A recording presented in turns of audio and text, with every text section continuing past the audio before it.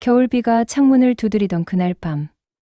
5살 강민호의 세상이 완전히 바뀌었다.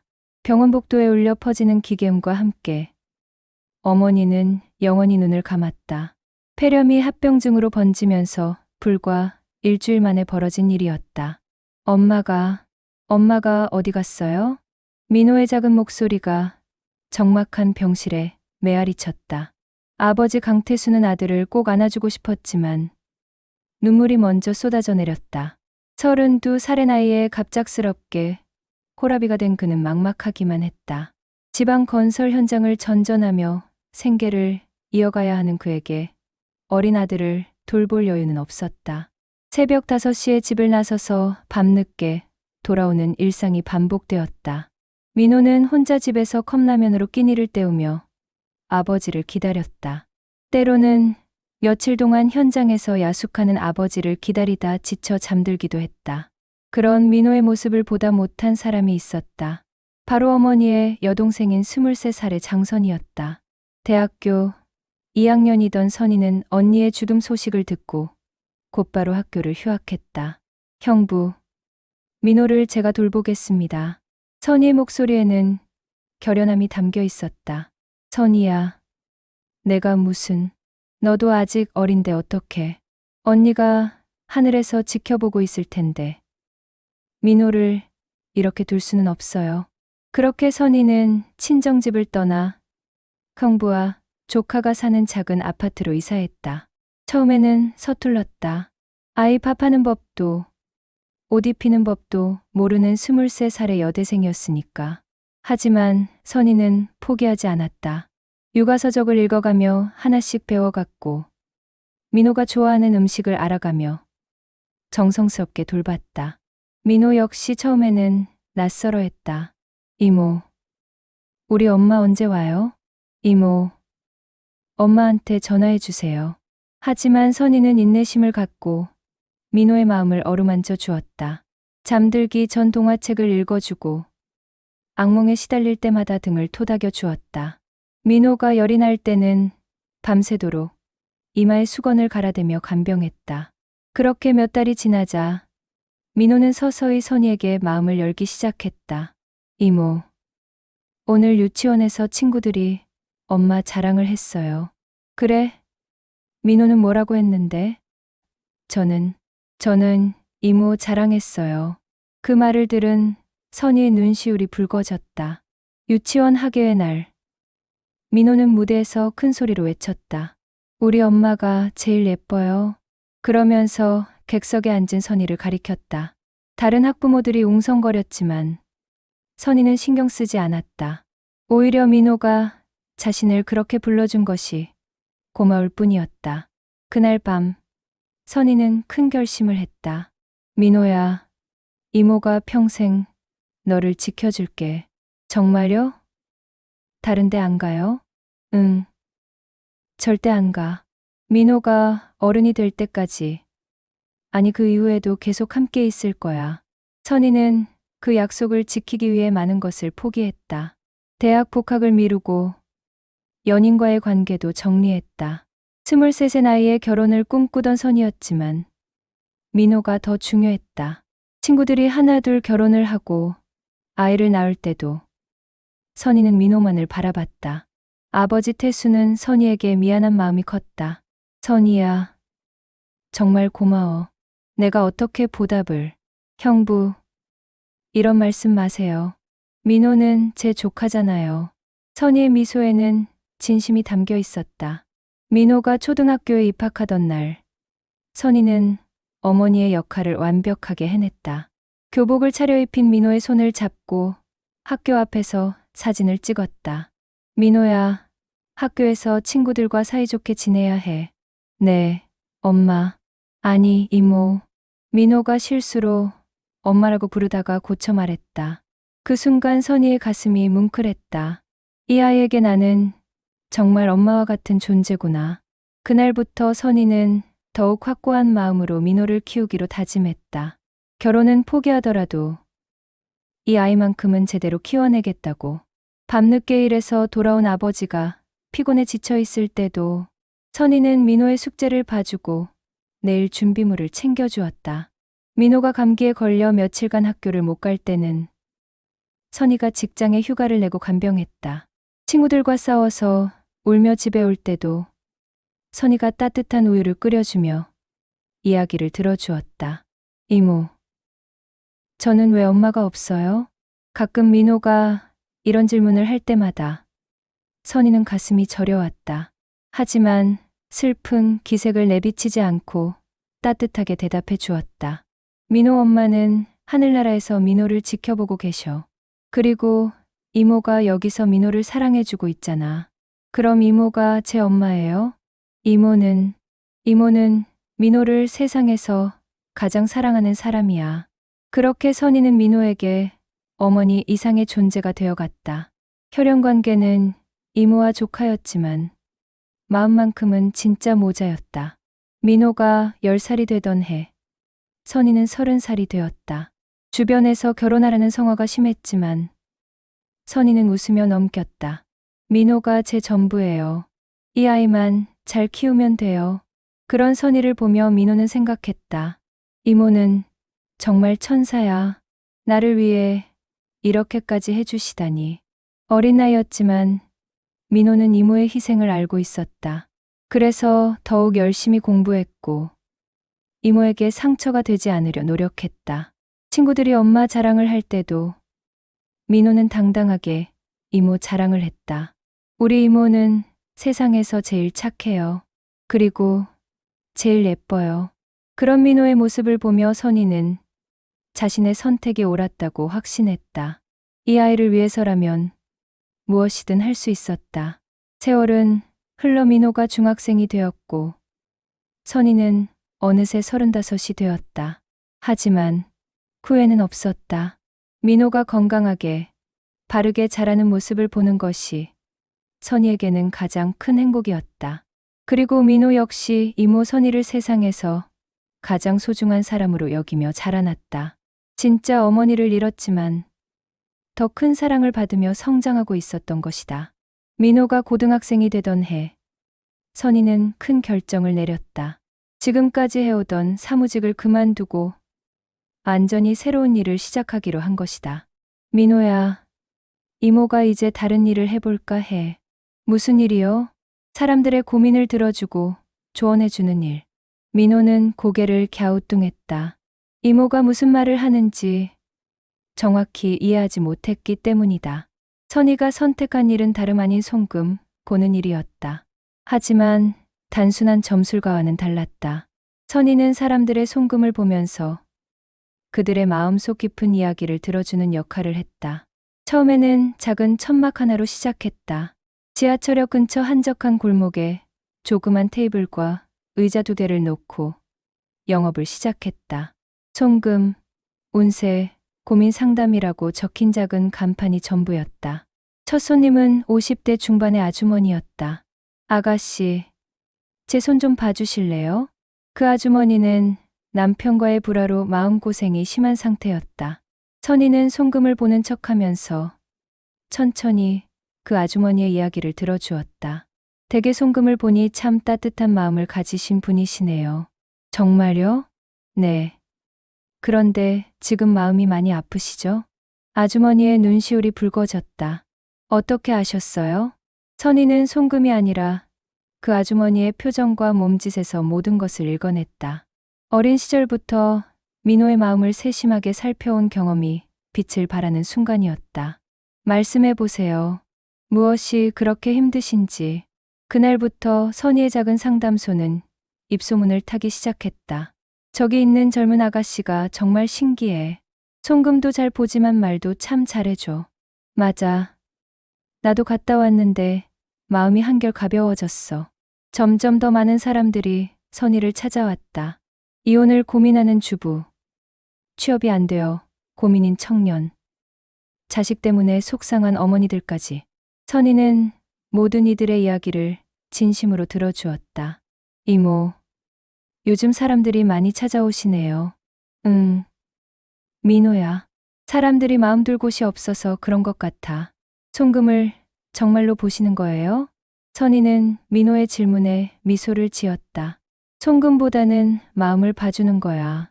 사람들은 누군가가 자신의 이야기를 들어주기를 원해.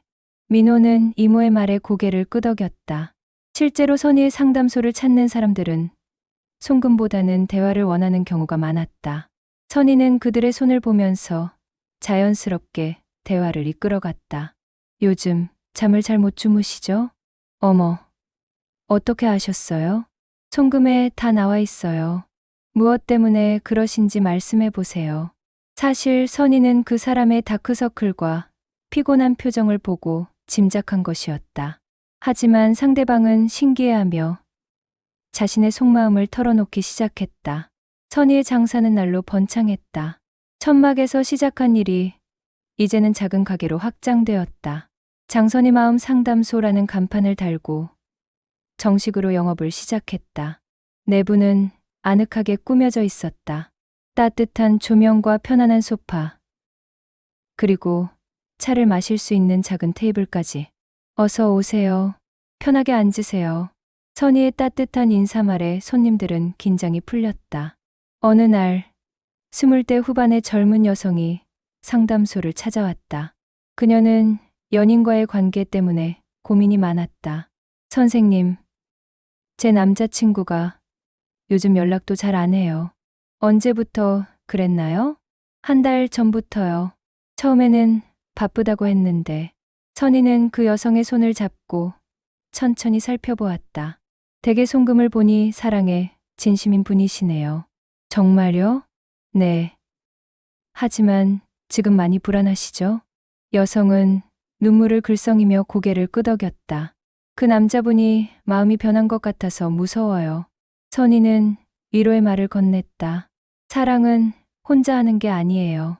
상대방과 솔직하게 대화해 보세요. 하지만 혹시 헤어지자고 하면 어떡해요? 그럼 그 사람은 대개 진정한 인연이 아닌 거예요. 그 여성은 선희의 말에 용기를 얻고 돌아갔다. 며칠 후 그녀가 다시 찾아왔다.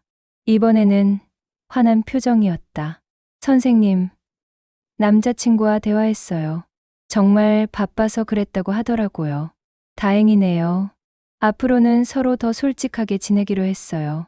선희는 흐뭇한 미소를 지었다. 이런 순간들이 그녀에게는 가장 큰 보람이었다. 민호는 방학 때마다 이모의 상담소에서 도움을 주었다. 차를 끓여주거나 청소를 하면서 이모의 일을 가까이에서 지켜보았다. 이모, 사람들이 이모를 정말 좋아하시는 것 같아요. 그럴까? 네. 다들 이모한테 와서 이야기하고 나면 표정이 밝아져요. 선희는 민호의 말에 뿌듯함을 느꼈다. 민호야, 사람들은 누군가가 자신의 이야기를 진심으로 들어주기를 원해. 어떻게 그렇게 잘 들어주실 수 있어요? 너를 키우면서 배운 것 같아. 민호는 고개를 갸우뚱했다. 저요? 응. 너의 마음을 이해하려고 노력하면서 사람 마음 보는 법을 배웠어. 민호는 가슴이 따뜻해졌다. 자신 때문에 이모가 이런 능력을 갖게 되었다는 사실이 신기했다. 선의의 상담소는 점점 유명해졌다. 멀리서도 사람들이 찾아올 정도였다. 하지만 선의는 절대 교만하지 않았다. 언제나 겸손한 마음으로 사람들을 대했다. 선생님, 제가 언제 결혼할 수 있을까요? 댁의 송금을 보니 좋은 인연이 곧 나타날 것 같은데요. 정말요? 언제쯤이요? 조급해하지 마세요. 때가 되면 자연스럽게 만나게 될 거예요. 선희는 구체적인 날짜나 시기를 말하지 않았다. 대신 희망적인 메시지와 함께 현실적인 조언을 해주었다. 어느 날 저녁, 민호가 이모에게 물었다. 이모, 송금은 정말 맞아요? 선희는 잠시 생각에 잠겼다. 민호야, 송금이 미래를 정확히 보여주는 건 아니야. 그럼 왜 송금을 보시는 거예요? 사람들이 편안하게 이야기할 수 있게 해주는 도구야. 민호는 이모의 지혜로운 답변에 감탄했다. 이모는 정말 사람을 잘 아시는 것 같아요. 그건 너 덕분이야. 너의 마음을 이해하려고 노력하면서 배운 거야. 선희는 민호에게 늘 말했다. 민호야, 내 길은 내가 만드는 거야. 네. 다만 사람을 잘 보려면 귀를 열어야 해. 귀를 열어야 한다는 게 무슨 뜻이에요? 상대방의 말을 진심으로 들어주는 거야. 그러면 그 사람의 진짜 마음을 알 수 있어. 민호는 이모의 말을 가슴 깊이 새겼다. 이 말은 훗날 민호의 삶에서 중요한 지침이 될 것이었다. 선의의 상담소는 이제 지역의 명소가 되었다. 힘든 일이 있을 때마다 사람들이 찾는 마음의 안식처였다. 그리고 그 중심에는 따뜻한 마음씨를 가진 선의가 있었다. 민호는 그런 이모를 보며 자랑스러움을 느꼈다. 우리 이모는 사람을 꿰뚫어봐. 친구들에게 자주 하는 자랑이었다. 실제로 선의는 사람을 보는 눈이 정말 뛰어났다. 오랜 경험과 세심한 관찰력, 그리고 따뜻한 마음이 만들어낸 능력이었다. 그리고 이 능력은 훗날 민호의 인생에서 결정적인 역할을 하게 될 것이었다. 세월이 흘러 민호가 대학생이 될 무렵 아버지 태수에게도 큰 변화가 일어났다. 지방 건설 현장을 전전하던 그가 드디어 자신만의 중소기업을 차리게 된 것이다. 민호야, 아빠가 이제 회사 사장이 됐다. 정말요? 축하해요, 아빠. 태수건설이라는 작은 간판을 달고 시작한 회사였지만 태수의 성실함과 신뢰로 점점 성장해 갔다. 오랜 현장 경험을 바탕으로 한 꼼꼼한 시공과 약속 이행으로 입소문이 퍼졌다. 몇 년 후 태수건설은 지역에서 꽤 알려진 건설업체가 되었다. 하지만 성공한 후에도 태수는 변하지 않았다. 오히려 더욱 겸손해졌고 사회에 보답하는 일에 관심을 갖기 시작했다. 민호야, 아빠가 생각해보니 우리가 받은 도움을 다른 사람들에게도 나눠줘야 할 것 같아. 무슨 도움이요? 내 이모가 우리를 도와준 것처럼 힘든 사람들을 도와주고 싶어. 태수는 회사가 안정되자마자 사회공헌 활동을 시작했다. 처음에는 지역의 작은 고아원에 생필품을 기부하는 것으로 시작했다. 원장님, 저희가 조금이나마 도움이 되고 싶어서요. 고맙습니다. 이런 마음씨 가져주셔서. 고아원 아이들을 보며 태수는 어린 시절 민호의 모습을 떠올렸다. 부모를 잃고 혼자 남겨진 아이들의 마음이 어떨지 너무나 잘 알았다. 민호야, 아빠랑 같이 봉사활동 해볼래? 저도 할 수 있어요? 물론이지. 우리가 받은 사랑을 나눠주는 거야. 그렇게 민호는 아버지와 함께 봉사활동을 시작했다. 매주 토요일마다 고아원을 찾아가 아이들과 시간을 보냈다. 처음에는 서먹했지만 금세 아이들과 친해졌다. 형아, 또 언제 와요? 다음 주에도 올게. 그때까지 공부 열심히 해야 해. 민호는 자신보다 어린 아이들을 돌보며 책임감을 배웠다. 그리고 자신이 얼마나 많은 사랑을 받으며 자랐는지 새삼 깨달았다. 태수의 봉사활동은 점점 확대되었다. 고아원뿐만 아니라 요양원, 복지관까지 그의 발길이 닿지 않는 곳이 없었다. 사장님, 요즘 너무 바쁘시는 거 아니에요? 직원들이 걱정할 정도였다. 하지만 태수는 피곤한 기색 하나 보이지 않았다. 일하는 것보다 이런 일이 더 보람있어. 어느 날 큰 화재가 발생한 지역에 태수가 달려갔다. 이재민들이 임시 대피소에서 힘든 시간을 보내고 있을 때였다. 저희가 임시 숙소를 지어드리겠습니다. 태수는 자비를 들여 이재민들을 위한 임시 주택을 지었다. 사장님, 이렇게까지 하실 필요는. 어려울 때 서로 도와야죠. 그 일은 지역 언론에까지 보도되었다. 하지만 태수는 인터뷰 요청을 모두 거절했다. 이런 건 알려질 일이 아니야. 민호는 그런 아버지를 보며 진정한 봉사정신이 무엇인지 배웠다. 대학교 2학년이 된 민호는 아버지의 영향으로 공사동아리에 가입했다. 함께하는 우리라는 이름의 동아리였다. 주로 소외계층을 위한 봉사활동을 하는 단체였다. 안녕하세요. 저는 강민호입니다. 첫 모임에서 민호는 자기소개를 했다. 어떤 봉사활동을 해보셨나요? 아버지와 함께 고아원이나 요양원 봉사를 했습니다. 동아리 선배들이 감탄했다. 와, 이미 경험이 많으시네요. 민호는 동아리 활동에 적극적으로 참여했다. 주말마다 다양한 봉사 현장을 찾아다녔다. 독거노인 댁을 방문해 청소를 해드리기도 하고 장애인 복지관에서 행사를 도와주기도 했다. 그런 활동을 통해 민호는 많은 것을 배웠다. 세상에는 도움이 필요한 사람들이 정말 많다는 것. 그리고 작은 관심만으로도 그들에게 큰 힘이 될 수 있다는 것. 민호야, 봉사활동 어때? 아버지가 물었다. 정말 좋아요. 사람들이 고마워하실 때 제가 더 기뻐요. 그래. 그게 진짜 봉사야. 민호의 봉사활동은 점점 체계적으로 변해갔다. 단순히 도움을 주는 것을 넘어서 정말 필요한 도움이 무엇인지 고민하기 시작했다. 할머니, 어떤 도움이 가장 필요하세요? 응. 그냥 이렇게 와서 이야기해 주는 게 제일 좋아. 독거노인들에게는 물질적 도움보다 마음의 위로가 더 절실했다. 민호는 그런 것들을 하나씩 배워갔다. 이모 선이가 사람들의 마음을 어루만져 주듯이 민호도 봉사를 통해 사람들의 마음을 이해하는 법을 익혔다. 대학교 3학년 겨울, 민호는 특별한 봉사활동에 참여하게 되었다. 의료진들이 저소득층을 위해 무료 진료를 해주는 의료봉사였다. 민호의 역할은 접수와 안내를 도와주는 것이었다. 어르신, 이쪽으로 앉아서 기다려주세요. 고맙네. 젊은이. 그날 많은 사람들이 무료 진료를 받으러 왔다. 평소에 병원비가 부담되어 치료를 미뤄온 사람들이었다.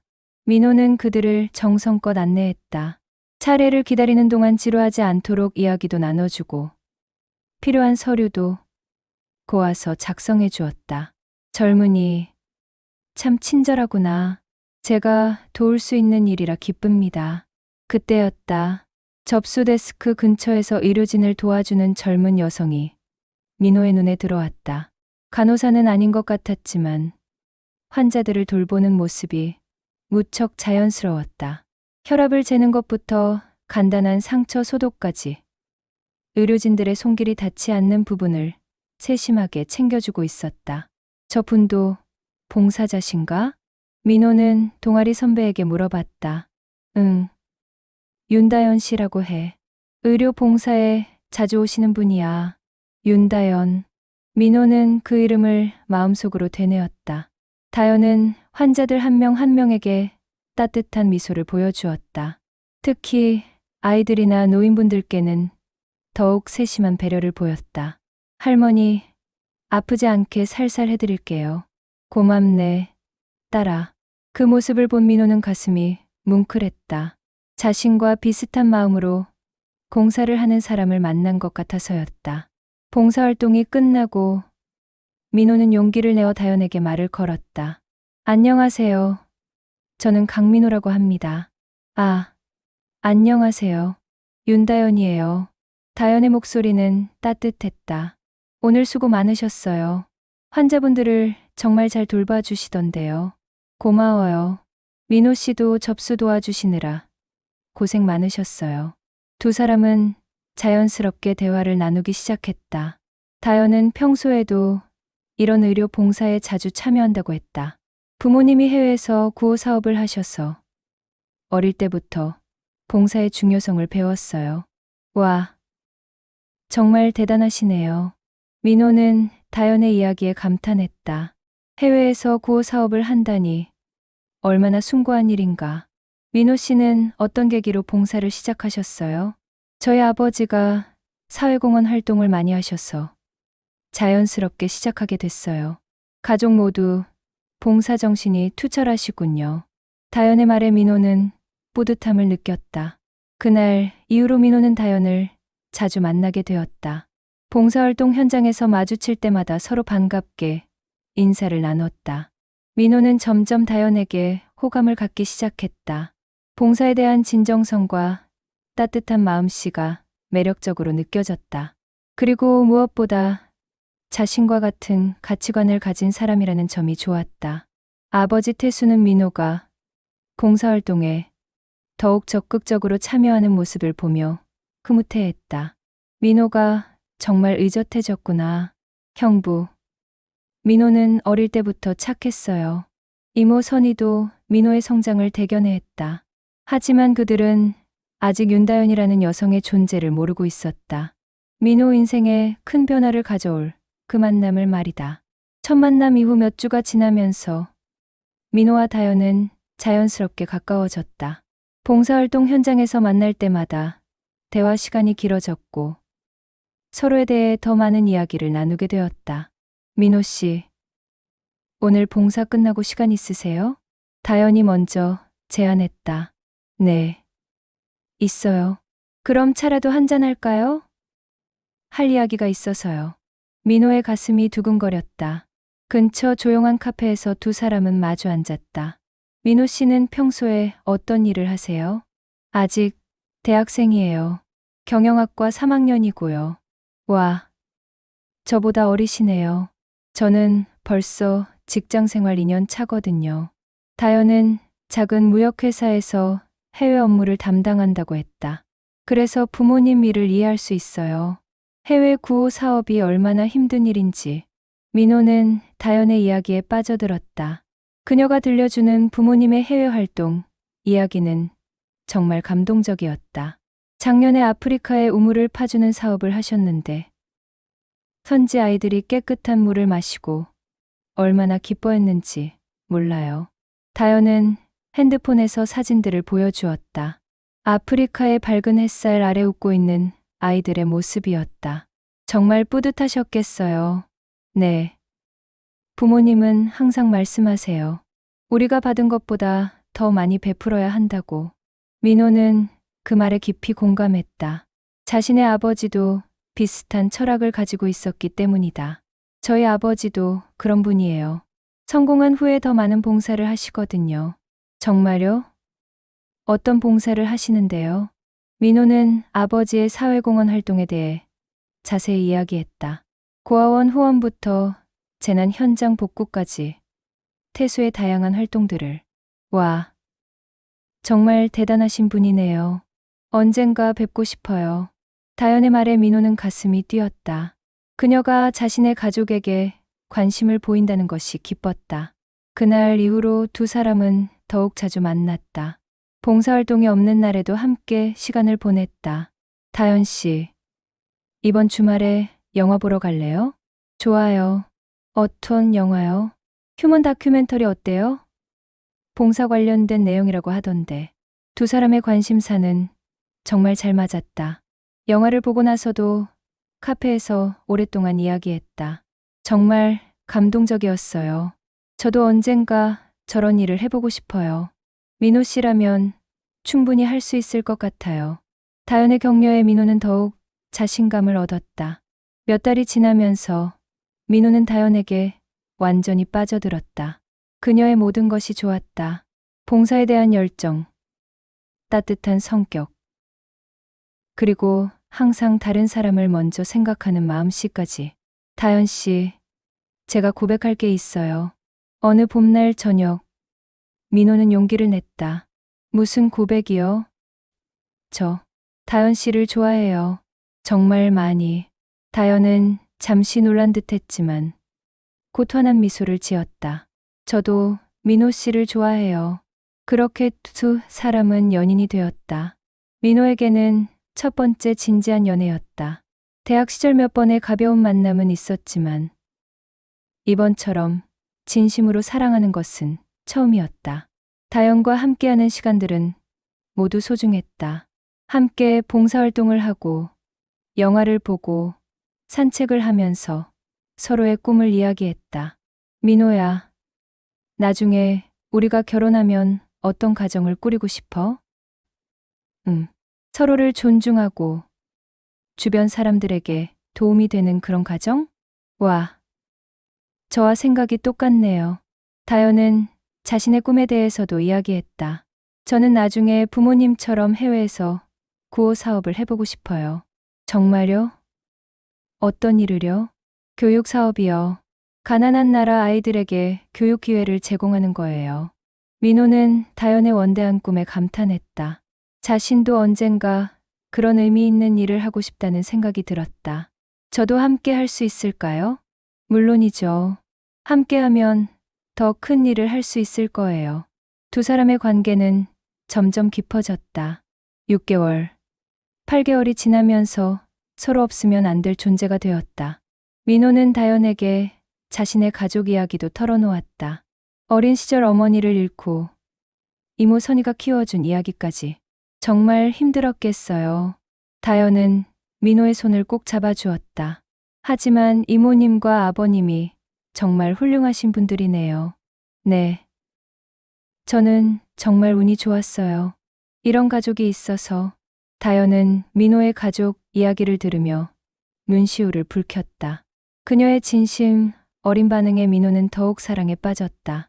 겨울이 지나고 봄이 오던 어느 날, 민호와 다연이 연인이 된 지 10개월이 되던 날이었다. 민호야, 오늘 특별한 날이니까 특별한 곳에서 만날까? 다연이 제안했다.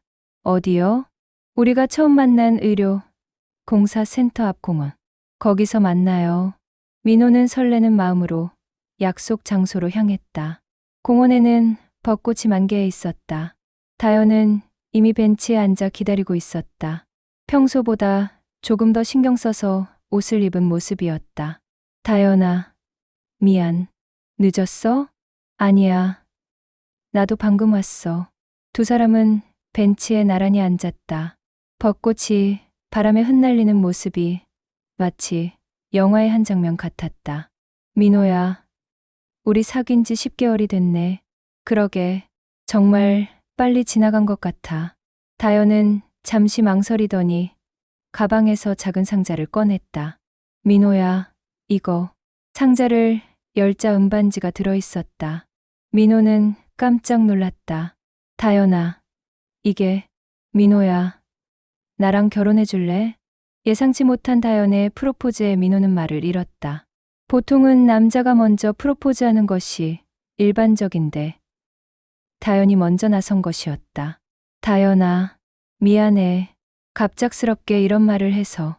하지만 정말 확신이 서는 거야. 다연의 눈에는 진심이 가득했다. 민호야, 우리 함께 좋은 일 많이 하면서 살자. 서로 사랑하고 주변 사람들도 도우면서. 민호의 눈시울이 붉어졌다. 이렇게 소박하지만 진심, 어린 프로포즈를 받을 줄은 꿈에도 몰랐다. 다연아, 나도 그런 생각을 하고 있었어. 정말, 응. 너와 평생 함께하고 싶어. 민호는 다연이 내민 반지를 받아 자신의 손가락에 끼웠다. 민호야, 고마워. 두 사람은 벚꽃이 흩날리는 공원에서 꼭 껴안았다. 그날 밤, 민호는 아버지에게 다연과의 결혼 이야기를 꺼냈다. 아빠, 제가 결혼하고 싶은 사람이 있어요. 태수는 놀라면서도 기뻐했다. 정말, 어떤 분인데? 민호는 다연에 대해 자세히 이야기했다. 봉사활동에서 만났다는 것부터 그녀의 착한 성품과 가족 배경까지. 그분 부모님이 해외에서 구호 사업을 하신다고? 네. 정말 훌륭하신 분들이에요. 태수는 흐뭇해했다. 그런 며느리라면 더할 나위 없겠구나. 이모 선이도 민호의 연애 소식을 기뻐했다. 우리 민호가 벌써 결혼을 생각할 나이가 됐네. 이모, 꼭 만나보세요. 정말 좋은 사람이에요. 선이는 민호의 행복한 모습을 보며 미소를 지었다. 하지만 마음 한편으로는 약간의 걱정도 있었다. 아직 그 여성을 직접 만나보지 못했기 때문이었다. 어떤 사람일까? 우리 민호를 정말 행복하게 해줄 수 있을까? 하지만 민호가 그렇게 좋아한다면 분명 좋은 사람일 것이라고 생각했다. 민호는 다연과 함께 미래를 계획하기 시작했다. 언제 결혼식을 올릴지, 어디서 신혼살림을 차릴지, 나중에 아이가 생기면 어떻게 키울지까지 모든 것이 장밋빛으로 보였다. 다연 역시 적극적으로 결혼 준비에 나섰다. 민호야, 우리 양가 상견례는 언제 할까? 하지만 한 가지 아쉬운 점이 있었다. 아직까지 다연의 부모님을 만날 기회가 없다는 것이었다. 다연아, 부모님은 언제 한국에 들어오셔? 아직 정확하지 않아. 프로젝트가 마무리되면 오신다고 하셨는데 민호는 아쉬웠지만 이해했다. 해외에서 구호 사업을 하시는 분들이니까 바쁠 수밖에 없을 것이라고. 대신 다연이 보여준 부모님 사진들로 만족해야 했다. 우리 아빠예요. 의사셔서 현지에서 의료 봉사를 하세요. 어머니는요? 간호사세요. 부모님이 팀을 이뤄서 일하시거든요. 사진 속 다연의 부모님은 정말 인자해 보였다. 현지 아이들과 함께 찍은 사진에서 따뜻한 미소를 짓고 있었다. 이런 부모님 밑에서 자랐으니 다연이가 이렇게 착할 수밖에. 민호는 더욱 확신을 갖게 되었다.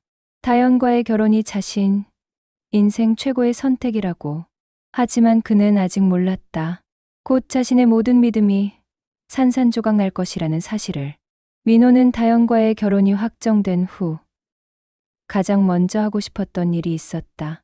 바로 자신이 세상에서 가장 믿고 사랑하는 사람인 이모 선희에게 다연을 소개하는 것이었다. 이모, 이번 주말에 시간 있으세요? 응. 무슨 일인데? 제가 소개해드리고 싶은 사람이 있어요. 선희는 민호의 표정만 봐도 누구인지 알 수 있었다. 그토록 이야기하던 그 여자친구를 드디어 만나게 되는 것이었다. 정말? 그럼 우리 상담소로 와. 네, 이모. 정말 좋은 사람이에요. 민호의 들뜬 목소리에서 얼마나 그녀를 사랑하는지가 느껴졌다. 주말 오후 민호는 다연의 손을 잡고 선희의 상담소로 향했다. 민호야, 긴장돼. 왜? 이모는 정말 좋은 분이야. 너를 분명 좋아하실 거야. 그래도 민호에게 가장 중요한 분이잖아. 다연도 평소보다 신경 써서 단정한 옷을 입었다. 첫인상이 중요하다는 걸 알고 있었기 때문이다. 상담소 문을 열고 들어서자 선희가 환한 미소로 맞이했다. 어서 와, 민호야. 이모. 안녕하세요. 이분이 제가 항상 말씀드렸던 윤다연 씨예요. 안녕하세요. 장선희 이모님. 다연이에요. 다연은 정중하게 인사를 했다. 그런데 그 순간이었다. 선희의 표정이 순간적으로 굳어졌다. 다연의 얼굴을 본 순간 선희의 눈빛에 묘한 경계심이 스쳤다. 오랜 세월 사람들의 마음을 읽어온 선희의 직감이 경고음을 울리고 있었다. 하지만 선희는 재빨리 미소를 지으며 자연스럽게 행동했다. 어서 앉자. 다연아, 민호가 너 이야기를 정말 많이 했어. 그러셨나요? 부끄럽네요. 다연은 여전히 밝은 표정이었다. 하지만 선희는 뭔가 이상함을 느꼈다. 다연의 미소가 어딘지 모르게 부자연스러웠다. 진짜 기쁨이라기보다는 만들어진 표정 같았다. 차 한잔 할래? 뭘 좋아하니? 아무거나 괜찮아요. 이모님이 주시는 거면 뭐든지. 다연의 대답도 너무 완벽했다. 마치 미리 준비해온 대사 같았다. 선희는 차를 우리면서 다연을 유심히 관찰했다. 다연아, 민호한테 들으니까 봉사활동을 많이 한다면서? 네. 어릴 때부터 부모님을 따라다니면서 자연스럽게 배웠어요. 부모님이 해외에서 일하신다고? 네. 지금은 아프리카에서 의료 봉사를 하고 계세요. 다연은 유창하게 대답했다. 하지만 선희의 눈에는 뭔가 어색한 점들이 계속 포착되었다. 다연이 말할 때마다 시선이 미묘하게 흔들렸고 손가락을 계속 만지작거렸다. 거짓말을 할 때 나타나는 전형적인 신체 언어였다. 그럼 부모님은 언제 한국에 오시는데? 아직 정확하지 않아요. 프로젝트가 길어져서요. 다연의 목소리에 약간의 당황이 섞여 있었다. 민호는 두 사람의 대화를 흐뭇하게 지켜보고 있었다. 자신이 가장 사랑하는 두 여자가 만나서 이야기하는 모습이 너무 좋았다. 이모, 다연이가 정말 착하죠? 응. 그래. 선희의 대답은 평소보다 담담했다. 민호는 이모의 반응이 조금 아쉬웠지만 처음 만나서 어색할 수도 있다고 생각했다. 1시간 정도 대화를 나눈 후 민호와 다연은 상담소를 떠났다. 이모님, 정말 좋은 분이시네요. 그렇지? 이모가 세상에서 제일 좋은 분이야. 민호는 만족스러워했다. 하지만 선희는 홀로 남겨진 상담소에서 깊은 생각에 잠겼다. 저 여자, 뭔가 숨기는 게 있어. 선희의 직감은 틀린 적이 거의 없었다. 오랜 세월 상담을 하면서 사람들의 거짓말을 수없이 봐왔기 때문이다. 그날 밤, 민호가 상담소에 전화를 걸었다. 이모, 다연이 어땠어요? 선희는 잠시 망설였다. 민호가 그렇게 좋아하는 사람인데 첫인상만으로 나쁜 말을 할 수는 없었다. 예쁘더라. 그것만이요? 성격은 어떠셨어요? 민호야, 선희는 고민했다. 하지만 결국 자신의 느낌을 솔직하게 말하기로 했다. 저 사람, 뭔가 가려진 게 있는 것 같아. 조심해라. 전화기 너머로 민호의 당황스러운 침묵이 흘렀다. 이모, 무슨 말씀이세요? 그냥 이모의 느낌이야. 뭔가 진실하지 않은 것 같아. 민호는 서운했다. 늘 자신을 응원해주던 이모가 처음으로 자신의 선택을 반대하고 있었다. 이모, 다연이를 제대로 알지도 못하시면서 그런 말씀은. 민호야, 이모는 사람 보는 눈이 있어. 너도 알잖아. 하지만 이번에는 틀리신 것 같아요. 다연이는 정말 좋은 사람이에요. 민호의 목소리에 약간의 화가 섞여 있었다. 선희는 마음이 아팠다. 민호와 이렇게 의견이 다른 적은 처음이었다. 민호야, 이모는 내가 행복했으면 하는 마음뿐이야. 저도 알아요. 하지만 다연이를 사람을 외모로 판단하지 말아요. 민호는 전화를 끊고 나서도 기분이 좋지 않았다. 평생 자신을 믿어주던 이모가 왜 다연을 그렇게 볼까? 아마 질투인가? 민호는 그렇게 생각했다. 지금까지 자신을 혼자 키워온 이모가 다른 여자에게 자신을 뺏길까봐 걱정하는 것일지도 모른다고. 하지만 그런 생각을 하면서도 마음 한구석에는 이모의 말이 걸렸다. 정말 다연이에게 숨기는 게 있는 걸까? 며칠 후, 민호는 다연과 만나서 그날 일을 이야기했다. 다연아, 이모가 좀 이상하게 반응하시더라. 어떡해요? 뭔가 숨기는 게 있다고 하시던데.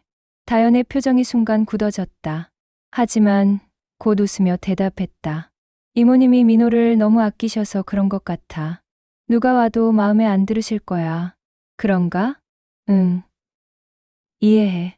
민호를 아들처럼 키우셨는데 갑자기 다른 여자가 나타나니까.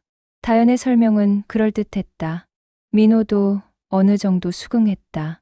하지만 완전히 마음이 놓이지는 않았다. 그 후로도 선희는 민호에게 몇 번 더 경고했다. 민호야, 정말 조심해. 저 여자 뭔가 이상해. 하지만 민호는 들으려 하지 않았다. 오히려 이모의 말을 듣는 것이 괴로웠다. 이모, 제발 그런 말씀 그만하세요. 다연이는 좋은 사람이에요. 선희는 더 이상 말하지 않았다. 민호가 듣지 않으려 하는데 계속 말해봤자 소용없다는 걸 알았기 때문이다. 하지만 걱정은 여전했다. 혹시 내가 잘못 본 건가? 선희도 자신의 직감을 의심해보기 시작했다. 민호가 그렇게 확신한다면 혹시 자신이 틀렸을 수도 있다고. 하지만 가슴 깊은 곳에서는 계속 불안감이 올라왔다. 어느 날 선희는 평소보다 일찍 상담소 문을 닫고 집으로 향했다. 길을 걷다가 우연히 다연을 마주쳤다. 어머, 다연아? 아, 이모님. 안녕하세요. 다연은 급하게 길을 건너려는 듯했다. 어디 가는 길이니?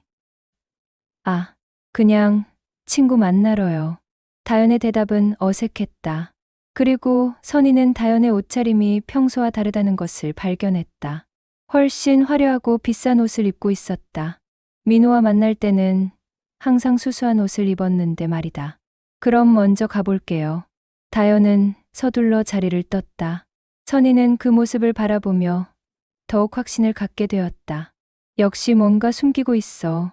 하지만 여전히 민호에게는 말하지 않았다. 구체적인 증거가 없는 상태에서 단순한 추측만으로는 설득력이 없다는 걸 알았기 때문이다. 그날 밤, 선희는 혼자 상담소에 앉아 깊은 고민에 빠졌다. 민호를 어떻게 보호해야 할까? 민호는 너무 순수했다. 사람을 의심하는 법을 모르고 한 번 믿으면 끝까지 믿는 성격이었다. 그런 민호가 사기를 당할까 봐 선희는 걱정이 됐다. 증거를 찾아야 해. 선희는 결심했다. 민호가 상처받기 전에 다연의 정체를 밝혀내야겠다고. 며칠 후, 민호가 갑자기 상담소를 찾아왔다. 표정이 어딘지 이상했다. 이모, 저 좀 이상한 일이 있었어요. 무슨 일인데? 다연이 메일을 우연히 봤는데요. 민호는 주저하며 말을 이었다. 해외 봉사 일정이라고 했는데 비행기표가 전혀 다른 나라더라고요. 선희의 눈이 번뜩였다. 드디어 민호도 뭔가 이상함을 느끼기 시작한 것이었다. 어느 나라? 마카오요. 근데 다연이는 아프리카에 간다고 했거든요. 선희는 마음속으로 탄식했다. 자신의 직감이 맞았던 것이다. 민호야, 이제라도 정신 차려. 이모가 뭐라고 했니? 하지만 혹시 실수일 수도 있잖아요. 민호는 여전히 다연을 믿고 싶어 했다. 하지만 의심의 씨앗은 이미 심어진 상태였다. 선희는 민호의 어깨를 다독였다. 민호야, 진실은 언젠가 드러나게 돼 있어. 용기를 내야 해. 민호는 혼란스러웠다. 사랑하는 사람을 의심한다는 것이 이렇게 괴로운 일인 줄 몰랐다. 하지만 이모의 말이 맞다면 자신은 완전히 속고 있는 것이었다. 그날부터 민호는 다연을 다시 보기 시작했다. 이번에는 사랑하는 눈이 아니라 의심하는 눈으로. 그리고 곧 충격적인 진실과 마주하게 될 것이었다. 민호는 며칠 동안 마음의 갈등을 겪었다. 다연을 사랑하는 마음과 의심하는 마음 사이에서 괴로워했다. 마카오 비행기 표건은 아무리 생각해도 이상했다. 아프리카 봉사라고 했는데 왜 마카오로 가는 비행기표가 있을까? 하지만 여전히 다연을 믿고 싶었다. 혹시 다른 이유가 있을지도 모른다고 스스로를 달랬다. 그런데 또 다른 이상한 일이 벌어졌다. 다연이 갑자기 해외여행을 떠난다고 했다. 민호야, 미안해. 갑자기 일이 생겨서 일주일 정도 해외에 나가야 해. 어디로? 부모님이 계신 아프리카로. 급한 일이 생겼대. 하지만 민호는 이미 마카오 비행기표를 봤기 때문에 혼란스러웠다. 아프리카로 간다고? 응. 왜? 아니야. 그냥 조심히 다녀와. 민호는 더 이상 묻지 않았다. 하지만 마음속으로는 확신이 서기 시작했다. 분명히 뭔가 숨기고 있어. 다연이 떠난 후 민호는 견딜 수 없었다. 진실을 알고 싶었다. 그래서 용기를 내어 사설탐정 사무소를 찾았다. 안녕하세요. 사람 조사를 부탁드리고 싶은데요. 어떤 분을 조사하시려고요? 민호는 다연의 인적사항을 전했다. 이름, 나이, 직장, 그리고 알고 있는 모든 정보들을. 일주일 정도 시간을 주시면 자세한 조사 결과를 알려드릴 수 있습니다. 네, 부탁드립니다. 그 일주일은 민호에게 가장 긴 시간이었다. 매일 밤잠을 제대로 이루지 못했다. 한편으로는 다연이 정말 선량한 사람이기를 바랐고, 다른 한편으로는 이모의 직감이 맞을까봐 두려웠다. 일주일 후, 탐정에게서 연락이 왔다. 조사 결과가 나왔습니다. 사무소로 와주세요. 민호는 떨리는 마음으로 탐정 사무소를 찾았다. 어떻게 나왔나요? 탐정은 두꺼운 서류 봉투를 내밀었다. 결과부터 말씀드리면 윤다연 씨에 대한 정보들 중 상당 부분이 거짓입니다. 민호의 얼굴이 창백해졌다. 어떤 부분이요? 첫째, 부모님이 해외에서 구호 사업을 한다고 하셨죠? 전혀 사실이 아닙니다. 탐정은 서류를 넘기며 설명했다. 윤다연 씨의 부모님은 이미 5년 전에 이혼하셨고, 어머니는 지방에서 식당을 운영하고 계십니다. 그럼 아버지는 행방불명 상태입니다. 도박비 때문에 가출하신 것으로 보입니다. 민호는 충격을 받았다. 그 아름다운 해외 봉사 이야기들이 모두 거짓이었다는 뜻이었다. 둘째, 현재 직업도 의심스럽습니다. 탐정이 사진들을 꺼내 보였다. 이 사진들을 보세요. 사진 속에는 다연이 마카오의 한 카지노에서 담배를 피우며 도박을 하는 모습이 담겨 있었다. 민호는 눈을 의심했다. 평소 담배를 혐오한다던 다연이, 금연 캠페인에 참여하자던 다연이 담배를 피우고 있었다. 이 사진들은 언제 찍힌 건가요? 바로 지난주입니다. 다연 씨가 아프리카에 간다고 하던 그 시기에. 민호의 가슴이 무너져 내렸다. 더 있습니다. 탐정은 계속해서 충격적인 자료들을 보여줬다. 윤다연 씨는 과거에 여러 남성들을 상대로 사기 행각을 벌인 전력이 있습니다. 사기요? 네. 주로 결혼을 미끼로 남성들에게 접근해서 돈을 빼먹는 수법입니다. 탐정이 보여준 자료에는 다연의 과거 피해자들 명단이 있었다. 모두 민호와 비슷한 연령대의 선량한 남성들이었다. 이분들도 모두 다연 씨에게 속아서 큰 돈을 잃으셨습니다. 민호는 말을 잃었다. 자신이 사랑했던 여인이 전문적인 사기꾼이었다는 사실이 믿어지지 않았다. 그럼 봉사활동도? 네. 그것도 거짓입니다. 선량한 남성들을 만나기 위한 사냥터였던 거죠. 민호는 서류를 들고 집으로 돌아왔다. 아무것도 할 수 없었다. 그저 멍하니 앉아서 지난 시간들을 되돌아볼 뿐이었다. 다연과 함께했던 모든 순간들이 거짓이었다는 것이 너무나 괴로웠다. 그럼 나를 사랑한다는 것도 거짓이었겠구나. 그날 밤 민호는 이모 선희를 찾아갔다. 이모. 민호의 목소리는 떨리고 있었다. 민호야. 왜 그래? 무슨 일이야? 민호는 조사 자료를 이모에게 보여줬다. 선희는 자료를 보더니 깊게 한숨을 쉬었다. 이모가 맞았네. 죄송해요, 이모. 이모 말씀을 안 들었어요. 민호야. 괜찮아.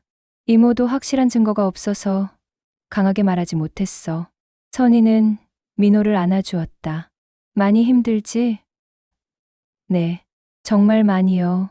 민호는 이모 품에서 울음을 터뜨렸다. 25살 어른이 되어서도 힘들 때는 여전히 이모가 필요했다. 며칠 후 다연이 돌아왔다. 민호에게 연락을 해왔다. 민호야, 나 돌아왔어. 만날까?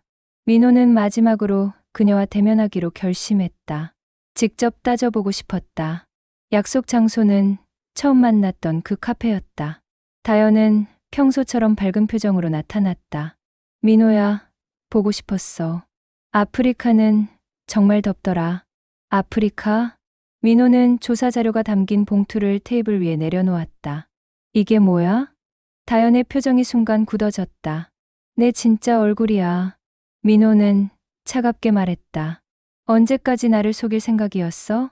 다연은 봉투 안의 사진들을 보더니 잠시 당황했다. 하지만 곧 태연한 표정을 지었다. 이거 어떻게 구한 거야? 그게 중요해? 내가 나에게 한 말들이 모두 거짓말이었다는 게 중요하지. 민호의 목소리에는 분노와 실망이 섞여 있었다. 부모님 해외 봉사, 너의 착한 성격, 봉사에 대한 열정, 모든 게 거짓이었어. 다연은 처음에는 발뺌을 시도했다. 민호야, 이건 오해야. 사진이 조작된 것일 수도. 그만해. 민호가 큰 소리로 외쳤다. 카페 안에 다른 손님들이 돌아볼 정도였다. 더 이상 거짓말하지 마. 탐정이 모든 걸 조사했어. 그제서야 다연은 포기한 듯 태도를 바꿨다. 그래. 맞아. 다연의 목소리는 차가워져 있었다. 난 그렇게 살았어. 그게 어쨌다는 거야? 어쨌다는 게 아니야. 나를 속였잖아. 속았다고? 너 손해본 거 있어? 다연의 뻔뻔한 반응에 민호는 치를 떨었다. 손해? 내 마음이 손해본 거 아니야? 마음. 다연은 비웃듯 웃었다. 사랑이고 뭐고 다 가짜야. 세상에 진짜 사랑이 어디 있어? 그럼 나한테 결혼하자던 것도 돈 때문이지 뭐 때문이겠어. 다연은 더 이상 숨기지 않았다. 너희 아버지가 건설업으로 성공했다며? 그거 노리고 접근한 거야. 민호는 숨이 막혔다. 이렇게까지 냉정하고 잔인할 수 있는 사람이었다니. 근데 말이야, 넌 정말 바보야. 다연이 마지막으로 독서를 퍼부었다. 세상이 얼마나 험한지도 모르고 그렇게 순진하게 살면 어떡해? 민호는 더 이상 들을 수 없었다. 자리에서 일어났다. 다시는 내 앞에 나타나지 마. 알았어. 어차피 이제 쓸모없으니까. 다연은 끝까지 뻔뻔했다. 민호는 카페를 나오며 생각했다. 이모, 말이 맞았구나. 사람을 잘 봐야 한다는 게. 그리고 다시 한번 깨달았다. 세상에는 진짜 가면을 쓰고 사는 사람들이 있다는 것을. 그날 밤, 민호는 이모에게 모든 이야기를 했다. 이모, 정말 고마워요. 이모가 아니었다면, 민호야, 이번 일로 많이 배웠을 거야. 네. 앞으로는 정말 조심할게요. 선희는 민호를 위로했다. 상처받는 것도 경험이야. 이제 진짜 좋은 사람을 알아볼 수 있을 거야. 민호는 고개를 끄덕였다. 비록 큰 상처를 받았지만 소중한 교훈을 얻었다. 그리고 가장 중요한 것은 자신을 진심으로 사랑하는 사람들이 곁에 있다는 사실이었다. 민호는 다연과의 관계를 정리한 후에도 마음이 편하지 않았다. 그녀가 자신에게만 피해를 준 것이 아니라는 사실 때문이었다. 탐정이 보여준 자료에는 다연에게 속아서 피해를 본 다른 남성들의 명단이 있었다. 나만 당한 게 아니구나. 민호는 그 자료를 다시 꺼내서 자세히 살펴봤다. 김진우, 31살. 피해액 8천만 원. 박상훈, 29살. 피해액 5천만 원. 이현수, 33살. 피해액 1억 2천만 원. 모두 민호와 비슷한 나이대에 선량해 보이는 남성들이었다. 그리고 피해액을 보니 민호는 운이 좋았다는 생각이 들었다. 아직 다연에게 돈을 빼앗기기 전에 진실을 알았으니까. 하지만 다른 피해자들은 어떨까? 그들도 민호처럼 큰 상처를 받았을 것이었다. 민호는 고민 끝에 결정을 내렸다. 이 자료들을 피해자들에게 전달해야겠다고. 다연이 더 이상 다른 사람들을 속이지 못하도록 막아야 했다. 민호는 탐정에게 연락했다. 피해자들의 연락처를 알 수 있을까요? 가능합니다. 하지만 개인정보라서 조심스럽긴 한데요. 저도 피해자 중 하나니까 다른 분들과 연대해서 대응하고 싶어요. 탐정은 민호의 진지한 의도를 이해했다. 알겠습니다. 연락처를 드릴게요. 민호는 가장 피해가 컸던 이현수에게 먼저 연락했다. 안녕하세요. 저는 강민호라고 합니다. 윤다연 때문에 연락드렸는데요. 전화 너머로 이현수의 목소리가 들렸다. 윤다연, 그 이름을 왜? 저도 그 사람에게 속을 뻔했거든요.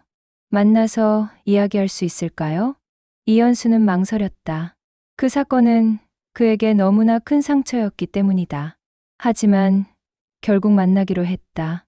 며칠 후, 민호는 이현수를 만났다. 33살의 이현수는 작은 IT 회사를 운영하는 사업가였다. 저도 봉사활동에서 그 여자를 만났어요. 이현수의 이야기는 민호의 경험과 놀랍도록 비슷했다. 처음에는 정말 착하고 순수한 사람인 줄 알았어요. 저도 그랬어요. 결혼 이야기까지 나왔는데 갑자기 사업 자금이 필요하다며 돈을 빌려달라고 하더라고요. 이현수는 쓴웃음을 지었다. 저는 바보같이 1억 2천만 원을 줬어요. 그 후에는 연락이 끊어졌죠. 나중에 알고 보니 모든 게 거짓말이었어요. 민호는 조사 자료를 이현수에게 보여줬다. 이 자료들을 보세요. 우리 말고도 다른 피해자들이 많아요. 이현수는 자료를 보더니 분노에 떨었다. 이렇게 많은 사람들을? 네. 저희가 뭔가 조치를 취해야 할 것 같아요. 이현수는 고개를 끄덕였다. 당연하죠. 더 이상 이런 일이 반복되어서는 안 돼요. 두 사람은 다른 피해자들에게도 연락을 취했다. 김진호와 박상훈도 만나서 상황을 공유했다. 모두 비슷한 피해를 당했고 다연에 대한 분노는 컸다. 우리가 뭉쳐서 법적 대응을 해야겠어요. 이현수가 제안했다. 사기 혐의로 고발하는 거죠. 김진우도 동의했다. 저도 찬성해요. 이런 사람은 반드시 처벌받아야 해요. 민호는 잠시 망설였다. 자신은 실제로 금전적 피해를 보지 않았기 때문이었다. 하지만 곧 마음을 정했다. 저도 함께 하겠어요. 미수에 그쳤지만 명백한 사기 시도였으니까요. 4명의 피해자들은 함께 변호사를 찾았다. 사기죄로 고발하고 싶습니다. 변호사는 자료들을 검토한 후 고개를 끄덕였다. 충분히 승산이 있어 보입니다. 계획적이고 반복적인 사기 행위로 보이네요. 그럼 고발장을 작성해 주세요. 일주일 후 윤다연에 대한 고발장이 검찰에 접수되었다. 사기 혐의와 함께 상습 도박 혐의도 추가되었다. 마카오 카지노에서의 도박 행위가 증거로 제출되었기 때문이다. 며칠 후 다연이 체포되었다는 소식이 들려왔다. 공항에서 또 다른 해외 도박 여행을 떠나려던 중이었다. 민호는 복잡한 기분이었다. 한편으로는 정의가 실현된 것 같아 후련했지만 다른 한편으로는 씁쓸했다. 자신이 사랑했던 사람이 이런 결말을 맞게 되다니. 재판은 몇 달 후에 시작되었다. 민호도 피해자 신분으로 법정에 서게 되었다. 법정에서 다시 본 다연은 많이 초라해져 있었다. 예전의 밝고 매력적인 모습은 온데간데 없고 지친 기색이 역력했다. 피고인 윤다연은 2019년부터 2024년까지 약 5년간 총 13명의 남성을 상대로 결혼을 빌미로 한 사기 행각을 벌였습니다. 검사의 기소 내용이 읽혀졌다. 총 피해액은 약 15억 원에 달하며 이 중 대부분을 도박으로 탕진한 것으로 드러났습니다. 민호는 그 숫자에 놀랐다. 자신이 알던 피해자들 외에도 더 많은 사람들이 있었던 것이다. 피고인은 주로 봉사활동 현장에서 선량한 남성들을 물색했으며 가짜 신분과 허위 가족사를 만들어 접근했습니다. 재판이 진행되면서 다연의 수법들이 상세히 밝혀졌다. 그녀는 각각의 남성들에게 다른 스토리를 들려줬다. 어떤 사람에게는 부모가 의사라고 했고 어떤 사람에게는 사업가라고 했다. 해외 봉사 이야기도 상황에 따라 아프리카, 동남아시아, 남미 등으로 바뀌었다. 피고인은 체계적이고 계획적으로 범행을 저질렀으며 피해자들에게 금전적 손해뿐만 아니라 정신적 고통을 안겨줬습니다. 민호의 차례가 되었다. 증인석에 서서 자신의 경험을 진술했다. 저는 피고인을 진심으로 사랑했습니다. 그리고 그녀의 모든 말을 믿었습니다. 민호의 목소리는 떨렸다. 하지만 모든 것이 거짓이었다는 것을 알았을 때의 충격과 배신감은 말로 표현할 수 없습니다. 다연은 민호의 진술을 들으며 고개를 숙였다. 법정에서는 처음으로 후회하는 기색을 보였다. 하지만 이미 너무 늦었다. 다른 피해자들의 진술도 이어졌다. 이현수는 사업 자금을 잃고 회사가 어려워졌다고 했다. 김진우는 결혼 자금으로 모은 돈을 모두 잃었다고 했다. 박상우는 부모님께 빌린 돈까지 날렸다고 했다. 모든 진술이 끝나고 판사가 최종 판결을 선고했다. 피고인 윤다연에게 징역 3년을 선고합니다. 또한 피해자들에게 총 15억 원의 손해배상을 명합니다. 다연은 법정에서 연행되었다. 끝까지 미안하다는 말은 하지 않았다. 재판이 끝난 후 피해자들은 함께 모였다. 드디어 끝났네요. 이현수가 말했다. 네. 이제 좀 후련해요. 김진우도 안도의 표정이었다. 하지만 민호는 여전히 복잡한 마음이었다. 그런데 돈은 돌려받을 수 있을까요? 박상훈이 걱정스럽게 물었다. 변호사가 답했다. 솔직히 말씀드리면 어려울 것 같습니다. 피고인이 도박으로 대부분을 탕진했거든요. 피해자들의 표정이 어두워졌다. 법적으로는 승리했지만 실질적인 피해, 회복은 어려운 상황이었다. 하지만 그래도 의미 있는 일이었다. 다연이 더 이상 다른 사람들을 속일 수 없게 되었으니까. 민호는 집에 돌아와서 이모에게 모든 이야기를 했다. 수고했어. 민호야. 선희는 민호를 자랑스러워했다. 힘들었을 텐데 끝까지 해냈구나. 다른 분들 생각하니까 가만히 있을 수 없었어요. 그래. 그게 맞아. 혼자만 안전하면 되는 게 아니야. 민호는 이번 일을 통해 많은 것을 배웠다. 사람을 보는 눈도 키웠고 정의감도 더 강해졌다. 그리고 무엇보다 자신을 진심으로 사랑하는 사람들이 얼마나 소중한지 깨달았다. 며칠 후 예상치 못한 소식이 들려왔다. 다연의 가족들이 연락을 해온 것이다. 민호 씨, 저는 윤다연의 어머니입니다. 전화를 받은 민호는 당황했다.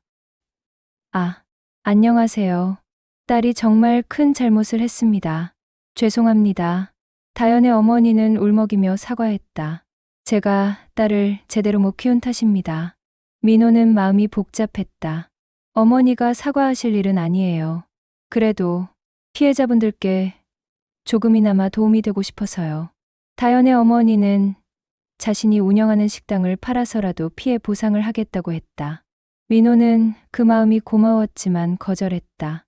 어머니가 대신 책임질 일은 아니에요. 하지만 어머니도 피해자예요. 딸 때문에 고생하시잖아요. 민호의 말에 다연의 어머니는 더욱 눈물을 흘렸다. 그날 밤 민호는 깊은 생각에 잠겼다.